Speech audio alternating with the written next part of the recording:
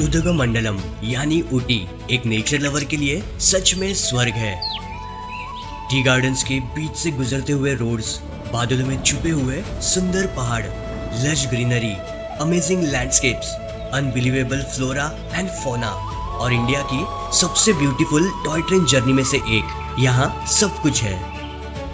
आज हम ऊटी और कुन्नूर के फेमस और हिडन लोकेशंस एक्सप्लोर करने वाले हैं। तो now simply sit back, relax and enjoy this cinematic journey. Explore करने के लिए वैसे तो ऊटी और कुन्नूर दोनों ही लोकेशंस एक दूसरे के काफी पास है। आप ऐसा समझ सकते हो कि अगर ऊटी मुंबई है तो कुन्नूर नवी मुंबई है, और इस वजह से यहाँ आने वाले ज्यादातर ट्रैवलर्स इन दोनों डेस्टिनेशंस को एक ही ट्रिप में एक्सप्लोर कर लेते हैं। कोयम्बतूर से अगर आप ऊटी के लिए निकलते हो तो आप गुजरते हो नेशनल हाईवे 181 से। ग्रीनरी, हेयरपिन बेंड्स और सुंदर लैंडस्केप्स का एक कंप्लीट पैकेज है। हम इसी सुंदर घाट रास्ते के कुछ सिनेमैटिक ड्रोन शॉट्स ले रहे थे और तभी अचानक से यहाँ के डेंस जंगल में हमें दूर से थोड़ा धुआं सा उठते हुए दिखाई दिया, लेकिन असल में वो धुआं नहीं था, वो थी स्टीम जो निकल रही थी ऊटी की फेमस टॉय ट्रेन के स्टीम इंजन से।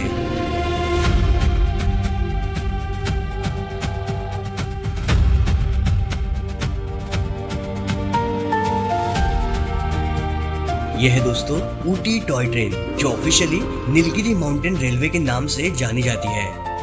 ये ट्रेन मिट्टूपालयम स्टेशन से लेकर ऊटी टाउन तक जाती है वाया कुन्नूर। डेंस जंगल, वैलीज और माउंटेन्स के बीच से गुजरते हुए ये धीरे धीरे अपना सफर तय करती है और टोटल 46 किलोमीटर का डिस्टेंस कवर करती है। ये टॉय ट्रेन का नैरो गेज रेलवे ट्रैक साल 1908 में बिछाया गया था और इसे उस जमाने का एक इंजीनियरिंग मार्वल भी कहा जाता है, और इसका रीजन भी काफी इंटरेस्टिंग है क्योंकि ये टॉय ट्रेन अपने 46 किलोमीटर की जर्नी के दौरान 16 टनल्स, 220 ब्रिजेस और 208 कर्व से गुजरती है, और उस वक्त ऐसा रेलवे नेटवर्क बनाना बिल्कुल भी आसान काम नहीं था।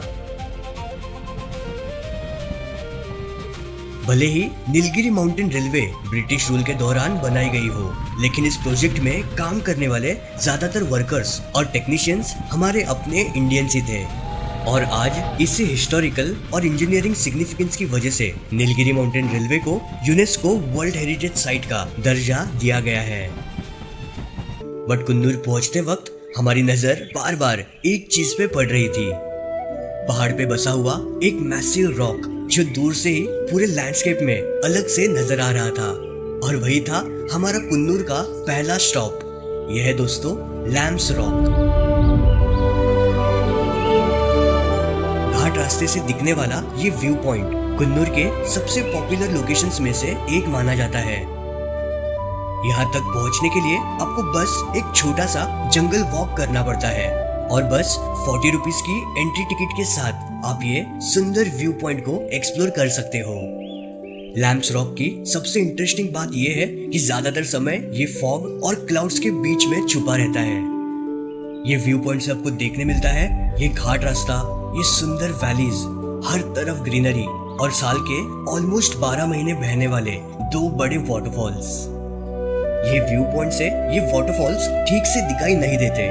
ये वाटरफॉल्स को अच्छे से अगर देखना है तो आपको जाना पड़ता है एक हिडन व्यू पॉइंट पे।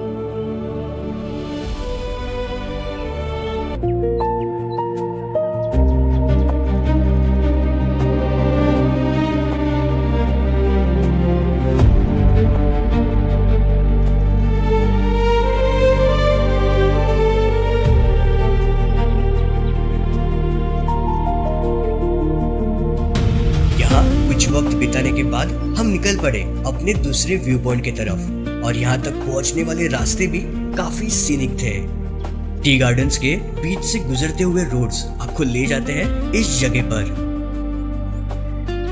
यह है दोस्तों डॉल्फिन्स नोज व्यू पॉइंट। ये व्यू पॉइंट एक क्लिफ के एज पर बसा है, और जब आप इसे ऊपर से देखते हो ना तो इसका शेप एक डॉल्फिन के नोज जैसे दिखाई देता है, और इस वजह से इसका नाम डॉल्फिन्स नोज व्यू पॉइंट है।